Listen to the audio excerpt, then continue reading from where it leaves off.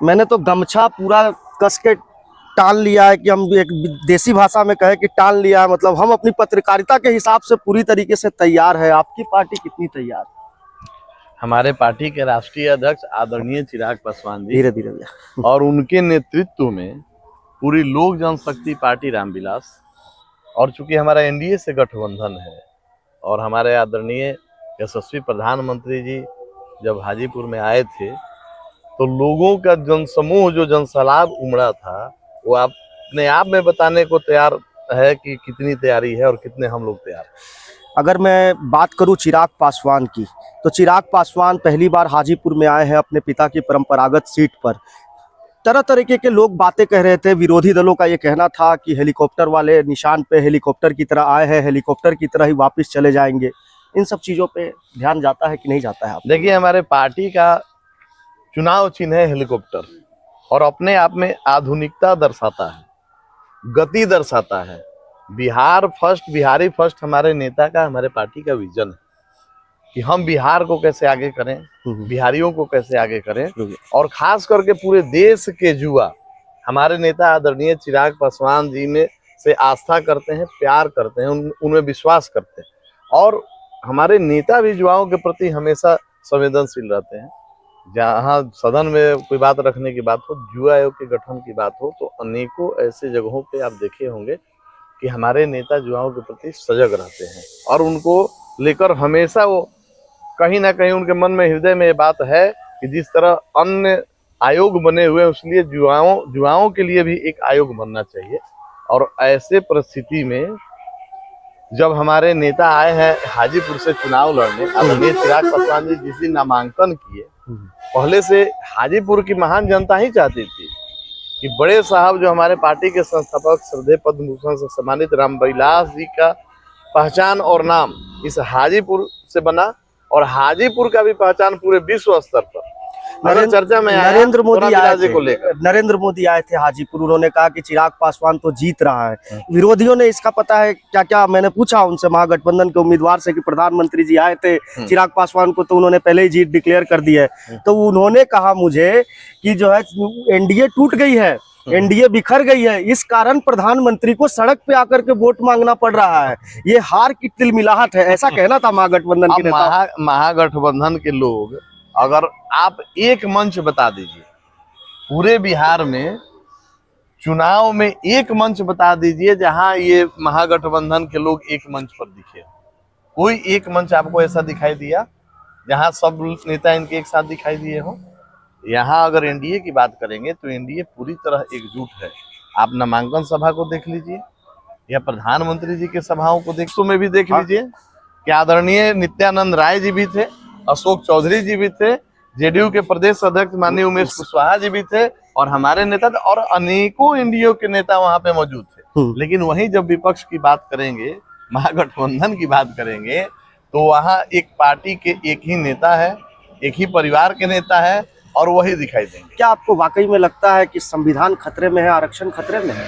ऐसा कहना मेरा नहीं है, ये महागठबंधन के नेता कहते हैं। हंसी आती है हमको कि ये जब जब चुनाव आता है तो ये ठगने के लिए, मतदाताओं को गुमराह करने के लिए, बिहार के जो नौजवान हैं उनको गुमराह करने के लिए इस तरह का एजेंडा ये लोग हमेशा से चुनाव में लेकर आए हैं। आप देख लीजिए 2014 के चुनाव को भी देख लीजिए, 19 के चुनाव को भी देख लीजिए, या 2020 को भी देख लीजिए, तो वहां पे आरक्षण का भूत अचानक इन लोगों के जहन में आ जाता है, और जैसे ही चुनाव खत्म होता है ये भूत उतर जाता है।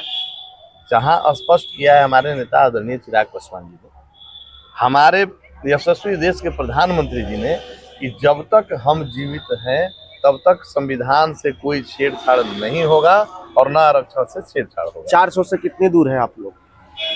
अब 400 से कितनी दूर है ये हम नहीं बता सकते हैं, तो आप लोग बताएंगे। मीडिया के पूरे देश के लोग सर्वे कर रहे हैं, आप मीडिया हाउसेस के लोग सर्वे कर रहे हैं। हमारे यशस्वी प्रधानमंत्री जी ने लक्ष्य रखा है कि अब की बार 400 पार, और एनडीए का जो अलायंस है जिस मजबूती से, आप बिहार के ही देख लीजिए, उत्तर प्रदेश को देख लीजिए, आप अगर ये 2 राज्यों को ही देख रहे हैं तो 2 राज्यों में ही हमको लगभग 120 सीट मिलेगा। 80 और 40 मतलब महागठबंधन का खाता भी नहीं। आप अच्छा, बिहार में कोई एक ऐसा सीट हमको नहीं दिख रहा है कि जहां उनका खाता खुल रहा हो। कहीं खाता नहीं खुल रहा है। और हाजीपुर में जैसा कि हमारे यशस्वी प्रधानमंत्री जी ने आकर कहा कि हमारे नेता आदरणीय चिराग पासवान तो जीत ही रहे हैं, हम तो इसलिए आ गए हैं कि हमारे परम मित्र थे श्रद्धेय रामविलास जी, उनके धरती को नमन करने और यहाँ के लोगों को नमन करने के लिए आ गए हैं, दर्शन करने के लिए आ गए हैं, ताकि हमारे जो मित्र हैं उनकी भी आत्मा कहीं ना कहीं से देखेगी तो ये समझेगी कि हाँ, हमारे मित्र प्रधानमंत्री जी हमारे धरती पर आके लोगों का स्नेह प्यार दिए, तो इसलिए वो आए थे। और यहाँ तो जनता चुनाव लड़ रही है, यहाँ के मतदाता चुनाव लड़ रहे हैं। क्यों? क्योंकि उनके मांग पर हमारे नेता आदरणीय चिराग पासवान जी हाजीपुर चुनाव लड़ने आए हैं।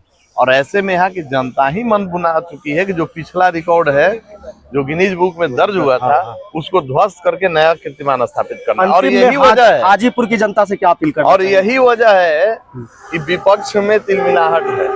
हाजीपुर की जनता से क्या अपील? हाजीपुर की महान जनता से बस यही निवेदन अपील करेंगे कि कल निकलिए, कल अपने अपने मतदान केंद्रों पर पहुंचिए, सुबह से ही आप जाइए और 1 नंबर पर हेलीकॉप्टर का बटन दबाकर चिराग पासवान जी को भारी बहुमत से आप यहाँ चुनाव जिताइए और देश में तीसरी बार यशस्वी नरेंद्र मोदी जी को प्रधानमंत्री बनाइए। बहुत बहुत धन्यवाद सर आपका। चुनाव की जो प्रचार प्रसार की तारीख थी हाजीपुर लोकसभा में, वो तो खत्म हो गई, आज कुछ रिलैक्स महसूस हो रहा है क्या? निश्चित तौर पे काफी रिलैक्सेशन है।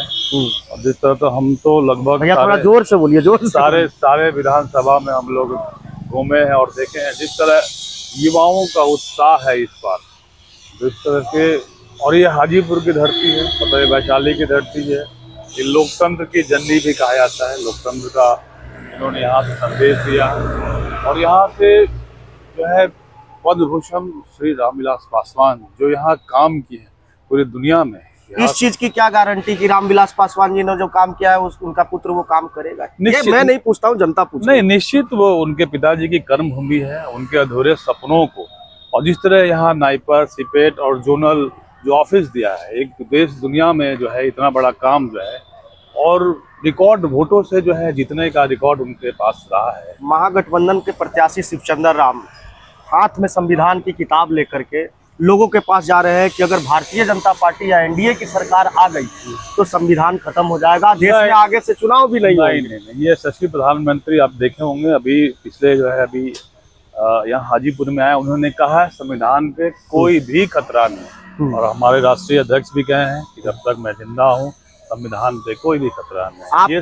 आप चिराग पासवान जी के साथ में रहते हैं, एक चीज पूछना चाहते हैं, क्या वाकई में अपने पिता का रिकॉर्ड तोड़ पाएंगे चिराग? निश्चित तौर पे जो युवाओं में उनकी लोकप्रियता है, आप जो MY का उन्होंने दिया है, महिला और युवा दोनों का, निश्चित तौर पर जिस तरह उनकी जो आशीर्वाद यात्रा को आप देखेंगे, जिस तरीके से बिहार में युवाओं को महिलाओं को हर तरह जो कोई भी छोटी बड़ी घटनाएं होते हैं वहाँ वो जाने का काम करते हैं, और निश्चित रूप उनके बिहार के लिए उनके ऊपर ये है और वो करेंगे इस चीज़ को, काफ़ी ज़्यादा विजनरी हैं। निश्चित तौर पे मैं हाजीपुर की जनता से अपील करना चाहता हूं, उनका अपना बहुमूल्य मत दें और उसके बाद वो उनको भारी मतों से वो जिताएं। निश्चित रूप से बिहार का विकास करेंगे और खासकर हाजीपुर का, उनके पिताजी के अधूरे सपने उनको वे पूरा करेंगे।